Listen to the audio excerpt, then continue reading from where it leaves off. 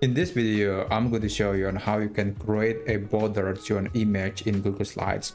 First, you have to insert the image to a slide and then click on the image. And after that, you want to apply border, which is just a line surrounding the image.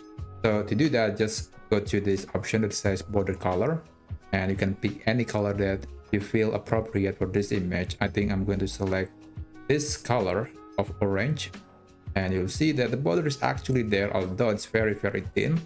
So logically, the next thing that we want to do is we want to increase the thickness of the border. You can click this option that says border weight, and after that you can select the thickness level for the border. I think 4 and 8 pixel are the best, so I'm going to apply 4 pixel for the image.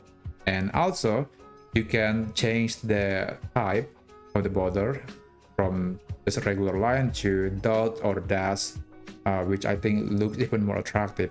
So yeah, that's basically how you can change add a border to an image in Google Slides. I hope you find this video helpful.